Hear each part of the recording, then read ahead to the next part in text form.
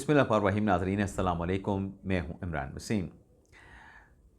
नाज़रीन आज 24 नवंबर है, दिन है पीर का और साल 2025।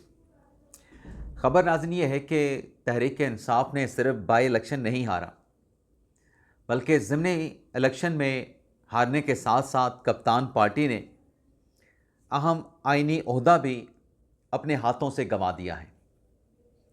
तहरीक इंसाफ को इस बाई इलेक्शन में जो NA 18 से बड़ा झटका लगा शिकस्त की सूरत में, लाहौर के हल्का 129 में जो PTI के आज़ाद उम्मीदवार को नाकामी और शिकस्त का सामना करना पड़ा, लेकिन जो हुकूमत ने कामयाबी समेटी है, जो हुकूमत ने बड़ा फ़ैसला किया है, उस फैसले से PTI को जो बड़ा झटका पहुंचा है, अपोजिशन लीडर का ओहदा तहरीक इंसाफ के हाथों से खिसकता हुआ, स्लिप होता हुआ नज़र आ रहा है। और आइंदा आने वाले दिनों में इस सिलसिले में क्या बड़ी डेवलपमेंट हो सकती है, क्या पेशरफ्त हो सकती है, इस खबर की डिटेल प्रोग्राम में आपके साथ हम शेयर करने जा रहे हैं। लेकिन प्रोग्राम का आगाज़ करने से पहले एक तो आपसे दरख्वास्त करेंगे कि चैनल को सब्सक्राइब कर लें, बेल आइकॉन का बटन प्रेस करें। वीडियो पसंद आए तो वीडियो को लाइक और शेयर ज़रूर कर दीजिएगा। लेकिन इसके साथ साथ व्लॉग का आगाज़ हम रैपिड फायर से करेंगे।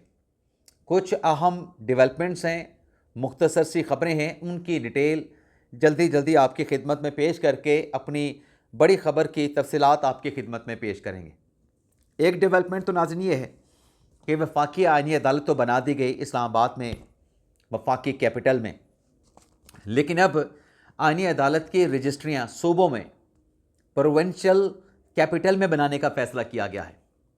यानी अब वकला हजरात जो हैं, जब ये रजिस्ट्रियाँ लाहौर में बनेंगी, कराची में बनेंगी, कोयटा में बनेंगी, पेशावर में बनेंगी, तो कोई भी केस आपने अगर आईनी अदालत में इंटरप्रटेशन का केस है, आपको इस्लामाबाद आने की ज़रूरत नहीं। आप अपने प्रोविंशियल कैपिटल में वो दरख्वास्तें दायर कर सकते हैं और वीडियो लिंक की सहूलत भी साइदीन और वकला को फराहम की जाएगी। आईनी अदालत ने नोटिफिकेशन जारी किया है विंटर वेकेशन का 22 दिसंबर से लेकर 4 जनवरी 2026 तक फेडरल कॉन्स्टिट्यूशन कोर्ट में छुट्टियां होंगी, लेकिन छुट्टियों के बावजूद आईनी अदालत के दफातर खुले रहेंगे और जो अर्जेंट केसेस हैं और जो केसेस चीफ जस्टिस की जानिब से समाअत के लिए मुकर्रर किए जाएंगे, उन मुकदमात की आईनी अदालत में जो समाअत है, जो हेयरिंग है, वो जारी रहेगी। साबिक वज़ीर आज़म के अरेस्ट वारंट जो अदालत ने बरकरार रखे हैं। ये साबिक वज़ीर आज़म सरदार तनवीर अलियास साहब हैं, जिन पर डिप्लोमेटिक पासपोर्ट के नाजायज़ और गलत इल्ज़ाम का केस है, आज पेश नहीं हुए। जज अहमद शहजाद साहब की अदालत में, अहमद शहजाद गोंदल साहब की अदालत में, तो अदालत ने उनके जो अरेस्ट वारंट है उनको बरकरार रखा है। गंडापुर साहब भी पेश नहीं हुए।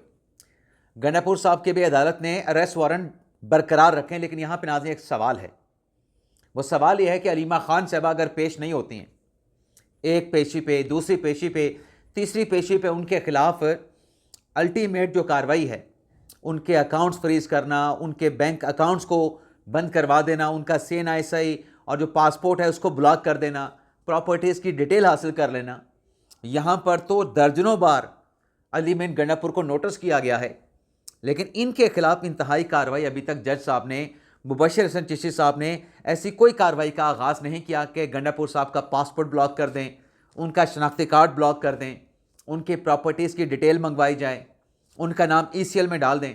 तो ये नाज़रीन एक डिफरेंट सलूक नज़र आता है कि अलीमा खान के मामले पे अदालत का कुछ और एक्शन था, कुछ और रवैया था, और गंडापुर के मामले पे अदालत का कुछ और रिएक्शन है।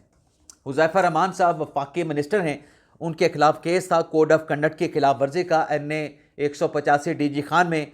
आज इलेक्शन कमीशन ने जो नोटिस लिया था, उस नोटिस की समाअत से पहले ही वफाकी वज़ीर हुज़ैफा रहमान इलेक्शन कमीशन की अदालत में रज़ाकाराना तौर पे पेश होकर उन्होंने गैर मशरूत तौर पे माफ़ी मांग ली है। हुज़ैफा रहमान साहब ने कहा कि DG खान के हल्का NA 185 में जो इलेक्शन हो रहा था, मैं उस कैंडिडेट को सपोर्ट नहीं कर रहा था, एक म्यूज़िकल कंसर्ट में गया था, मैंने किसी उम्मीदवार की कंपेन नहीं चलाई, बल्कि नून लीग का जो उम्मीदवार था उसके साथ तो मेरा सियासी इख्तलाफ भी था, लेकिन मैं इलेक्शन कमीशन के सामने पेश होकर गैर मशरूत तौर पे माफ़ी मांगता हूँ और अपने आप को ECP के सामने सरेंडर करता हूँ।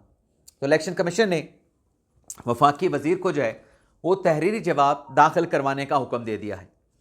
लेकिन ऐसे ही कोड ऑफ कंडक्ट की खिलाफ वर्जी असद कैसर साहब ने भी की है। असद कैसर साहब ने जो इंतखाबात में धांधली का इल्ज़ाम लगाया है, इस इल्ज़ाम का इलेक्शन कमीशन ने नोटिस लेते हुए पैमरा से असद कैसर साहब की जो तकरीर है उसका ट्रांसक्रिप्ट तलब कर लिया है। अब जब यह ट्रांसक्रिप्ट पैमरा की जानिब से इलेक्शन कमीशन को फराहम किया जाएगा तो उसके बाद इलेक्शन कमीशन असद कैसर साहब के खिलाफ कानूनी कार्रवाई करनी है, कानूनी कार्रवाई ड्रॉप करनी है, ये फैसला फिर इलेक्शन कमीशन करेगा। लेकिन नाज़रीन, तहरीक इंसाफ के वज़ीर आला जनाब सोहेल अफरीदी साहब, जिन्हें इलेक्शन कमीशन ने बुलाया था लेकिन पेश नहीं हुए थे, लेकिन उस रोज़ तो इस्तिस्ना दे दिया था। कल का जो ऑर्डर इलेक्शन कमीशन का है कि कल 25 नवंबर को सोहेल अफरीदी साहब इलेक्शन कमीशन के सामने पेश हों, वो तहरीरी ऑर्डर जो है वो सामने आ गया है, जिसमें इलेक्शन कमीशन ने यह कहा है कि रिपोर्ट के मुताबिक जो सोहेल अफरीदी साहब हैं उन्होंने इलेक्शन कैंपेन के जो कोड ऑफ कंडक्ट हैं, कोड ऑफ कंडक्ट नंबर या सेक्शन नंबर 10 और सेक्शन नंबर 18 जो है उसकी वायलेशन की है। तो कल सोहेल अफरीदी साहब को इलेक्शन कमीशन ने समन कर लिया कि आप आएँ और अपनी पोजीशन की आके वजाहत करें। अब आ जाते हैं कि अपोजिशन ने एक अहम आइनी ओहदा कैसे गंवा दिया है। नाज़रीन, बाई इलेक्शन हुआ। अब बाई इलेक्शन के बाद मरियम नवाज साहबा ने तहरीक इंसाफ को चैलेंज कर दिया है कि किधर गई तहरीक इंसाफ की मकबूलियत। बल्कि मरियम नवाज साहबा ने तो ये कहा है कि पहले जो इलेक्शन पाकिस्तान तहरीक इंसाफ जीतती रही वो या तो फैज़ हमीद जितवाते रहे या फिर जजेस तहरीक इंसाफ को जितवाते रहे। अब मरियम नवाज साहबा तहरीक इंसाफ से ये कह रही है कि आप जो बयानिए की सियासत करते हैं, बयानिए की सियासत को अवाम ने दफन कर दिया है। अब अवाम कारकर्दगी मांगते हैं, अब अवाम कारकर्दगी देखते हैं और कारकर्दगी की बुनियाद पे अवाम फैसला करते हैं वोट किसको देना है किसको नहीं देना। तो मरियम नवाज साहबा ने कहा कि इस बयानिए ने, जो बयानिए की सियासत तहरीक इंसाफ ने की है, इस नैरेटिव वाली सियासत ने पाकिस्तान के नौजवान को गुमराह कर दिया है। अब एक तरफ मरियम नवाज साहबा का स्टेटमेंट है, दूसरी तरफ नवाज शरीफ साहब ने भी आज नून लीग के जो कैंडिडेट इलेक्शन में जीते हैं उन्हें मुबारकबाद पेश की है। और नवाज शरीफ साहब ने भी यही कहा है कि जो मरियम नवाज साहबा हैं, जो शहबाज शरीफ साहब हैं, एक वज़ीर आज़म है, एक वज़ीर आला है। नवाज शरीफ साहब ने कहा है कि दोनों, मेरा भाई और मेरी बेटी, अवाम की बेलौस खिदमत कर रहे हैं। और नवाज शरीफ साहब कहते हैं कि जो अवाम हैं, अवाम ने तकरीबी सियासत को मुस्तरद करके खुशहाली की सियासत को चुन लिया है, खुशहाली की सियासत का इंतखाब कर लिया है। अब नाज़रीन, तहरीक इंसाफ ने तो बाइकाट कर दिया इलेक्शन का। तहरीक इंसाफ से कहा गया कि आप सियासी मैदान ना छोड़ें, इंतखाबी महाज पर बाइकाट ना करें, अपने उम्मीदवार खड़े करें। लेकिन खान साहब का फैसला था। खान साहब को पार्टी के लोगों ने कहा, हमने आपको ये रिपोर्ट किया था कि खान साहब, जो पार्टी के लोग डिस्क्वालीफाई हुए हैं, चाहे फैसलाबाद से, चाहे साहिवाल से, चाहे लाहौर से, चाहे हरीपुर से, जहाँ जहाँ से भी, जिन भी पाकिस्तान तहरीक इंसाफ के अरकान असम्बली जो थे, जिनको 9 मई के केसेस में कन्वर्ट किया गया है, वो ये कह रहे हैं कि हमारे हल्के खाली ना छोड़े जाएं, वहाँ पे बाइकआउट ना किया जाए। अगर हमने अपने ये हल्के खाली छोड़ दिए तो हमारे जो सियासी अपोनेंट्स हैं, ये हल्के उनके पास चले जाएंगे। तो अल्टीमेटली नाज़रीन नतीजा क्या निकला? अब 13 हल्के थे, 6 कौमी असम्बली के थे, 7 जो है वो सूबाई असम्बली के थे। 13 के 13 हल्कों पे 12 पे नून लीग कामयाब हुई है और एक सूबाई असम्बली पंजाब की जो सीट है वो पाकिस्तान पीपल्स पार्टी ने हासिल कर ली है। तहरीक इंसाफ के हाथ में क्या है? सिवाय बदनामी, सिवाय शर्मिंदगी। अब तहरीक इंसाफ कहती है कि अन्य 18 हरीपुर में हमारे साथ धांधली होगी। भाई, कैसे आपके साथ धांधली होगी? इंतज़ामिया आपकी, इलेक्शन स्टाफ आपका, इलेक्शन कमीशन का सिर्फ मॉनिटरिंग का रोल है, निगरानी सुपरविजन का रोल है। DPO आपके, रिटर्निंग अफिसर आपके अपने सूबों के, प्रिजाइडिंग अफिसर भी आपके अपने सूबों के। तो धांधली कहाँ से हो गई? 1,20,000 वोटों की कैसे धांधली हो सकती है? 80,000 के मार्जिन से जीते थे उमर अयूब साहब, 80,000 के मार्जिन से राजा बाबर नवाज से फरवरी 2024 के इलेक्शन में। अब वो 80,000 की लीड भी कम हुई और ऊपर 45-44,000 की लीड और चढ़ गई। उमर अयूब साहब की जो अहलियाँ हैं, शहरनाज उमर अयूब, वो 44,000 की लीड के साथ आ रही हैं। पहले ये 80,000 की लीड से जीते थे, तो 80,000 तो वो जो लीड कम हुई और 44,000 ये।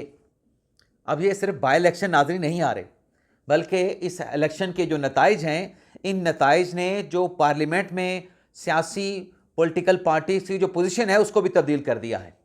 सारी गेम को बदल के रख दिया है इन बाई इलेक्शन के नताइज ने। अब कैसे नाज़रीन, इस वक्त नाज़रीन आप ये देखें कि कौमी असम्बली में जो PTI के जो अरकान हैं उनकी तादाद जो है वो 75 है।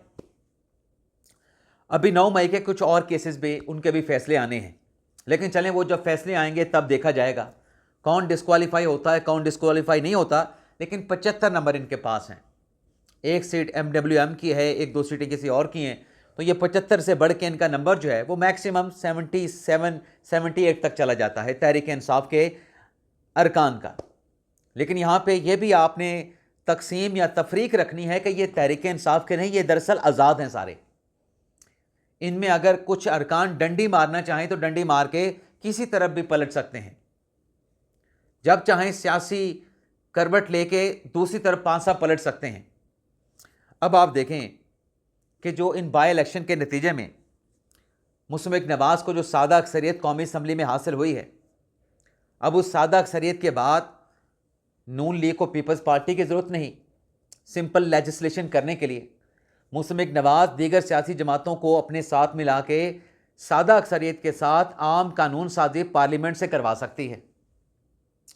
उसमें बेशक पीपल्स पार्टी नून लीग के साथ ना आए, अलबत्ता अगर पीपल्स पार्टी अलग होती है और सादा अक्सरियत के साथ हुकूमत अपनी, मतलब नून लीग जो है अपनी हुकूमत को बरकरार रखती है, अपनी हुकूमत को चलाती है, तो जब कभी भी अगर आपको आईनी तरमीम के लिए 2/3 अक्सरियत दरकार है तो आप पीपल्स पार्टी से रजू करके उनसे तावन मांग सकते हैं। जैसे पहले हुकूमत जो है वो पीपल्स पार्टी से 26वीं तरमीम पे और 27वीं तरमीम पे तावन मांग चुकी है। अब अगर नाज़रीन पाकिस्तान पीपल्स पार्टी की तादाद आप देखें कौमी असम्बली में वो 74 है। अगर पीपल्स पार्टी आज ये फैसला कर ले कि जैसे आज़ाद कश्मीर में वज़ीर आज़म उन्होंने अपना बनवा लिया है, जरदारी साहब, बिलावल जरदारी साहब ये फैसला करें कि कौमी असम्बली में अपोजिशन लीडर भी पाकिस्तान पीपल्स पार्टी का होगा, तो बड़ी आसानी के साथ बना सकते हैं। 74 नंबर तो उनके अपने हैं, तहरीक इंसाफ के 75 हैं। तहरीक इंसाफ के 2-4 आज़ाद लोग तोड़ के अपना अपोजिशन लीडर ये बना सकते हैं पीपल्स पार्टी वाले। तहरीक इंसाफ के हाथ से तो अपोजिशन लीडर का ओहदा गया ना फिर। या बेशक तहरीक इंसाफ के आज़ाद लोगों को ना शामिल करें, मौलाना साहब के साथ बड़ी अच्छी वर्किंग रिलेशनशिप है पीपल्स पार्टी की। मौलाना साहब को साथ मिला के अपोजिशन लीडर का जो ओहदा है वो पाकिस्तान तहरीक इंसाफ सिक्योर कर सकती है। 10 सीटें हैं मौलाना साहब की कौमी असम्बली में। तो ये जो इलेक्शन तहरीक इंसाफ हारी जा रही है, बाई इलेक्शन में कामयाबी नहीं मिल पा रही है, और 9 मई के केसेस में जो सीटें तहरीक इंसाफ की खाली हो रही हैं, मुझे तो ऐसे लगता है कि अगर पीपल्स पार्टी या हुकूमत ये फैसला कर लें कि हम पीपल्स पार्टी के साथ अलाइंस से अलग होकर अपने दीगर इत्तेहादियों के साथ सादा अक्सरियत के साथ अपनी हुकूमत चलाएंगे और पीपल्स पार्टी अपोजिशन में आ जाए, और यही फैसला पीपल्स पार्टी भी करती है कि हम अपोजिशन के बेंचों पे बैठेंगे, तो कोई रुकावट तो कतई पीपल्स पार्टी के लिए नहीं है कि जब कभी भी अगर हुकूमत के किसी कानून साजी में अपोजिशन के वोट दरकार होंगे तो पीपल्स पार्टी वोट डाल सकती है। ऐसी कोई आनी रुकावट या कदगन नहीं। तो नुकसान किसका हुआ ये बाइकआउट, इलेक्शन के बाइकआउट करने का, इलेक्शन हारने का, बाई इलेक्शन में बदतरीन नाकामी का। तो मैं तो ये कहता हूं कि जो यहां पे लोग बात कर रहे हैं कि पीपल्स पार्टी को झटका लगा है, नून लीग जब चाहे पीपल्स पार्टी को इत्तेहाद से अलग कर दे, मेरे ख्याल तो जितनी अच्छी वर्किंग रिलेशनशिप है, अगर कहीं बैठ के इन्होंने ये प्लान कर लिया कि पीपल्स पार्टी जाके बैठे अपोजिशन में, या पीपल्स पार्टी ने कहा कि आप हुकूमत करें, हम अपोजिशन में जाके बैठते हैं, अपोजिशन लीडर भी हमारा होगा, हम अपोजिशन भी करेंगे, आपको क्रिटिसाइज़ भी करेंगे, जहाँ पे आपको तावन दरकार होगा तो उस पर हम पार्टी की सतह पे फैसला करके आपके साथ हम तावन भी एक्सटेंड करेंगे। तो तहरीक इंसाफ के पल्ले क्या रह जाएगा? बल्कि तो मैं यूँ कहूँगा कि अपोजिशन लीडर का ओहदा अब हुकूमत के हाथ में आ चुका है। पीपल्स पार्टी की गोद में अपोजिशन लीडर का ओहदा जा चुका है। अब अगर ये दोनों जमातें या सिर्फ पीपल्स पार्टी अपना अपोजिशन लीडर लेके नहीं आती तो ये उनका सियासी फैसला होगा। अदरवाइज पीपल्स पार्टी इस पोजीशन में आ चुकी है कि वो अपनी जमात में से अपोजिशन लीडर जो है वो जिस मर्जी को मुंतखब करवा ले। तहरीक इंसाफ अब पोजीशन लीडर की दौड़ से बाहर जा चुकी है, बाहर निकल चुकी है। तो ये था नाज़रीन हमारा वीडियो लॉग, जो ख़बरें आपके साथ तफसीलात शेयर की, उम्मीद करते हैं कि आपको पसंद आई होंगी। आपसे इजाज़त चाहते हैं। अल्लाह ताला हम सब का हामी नासिर हो। अपनी ढेर सारी दुआओं में याद रखिएगा। पाकिस्तान जिंदाबाद।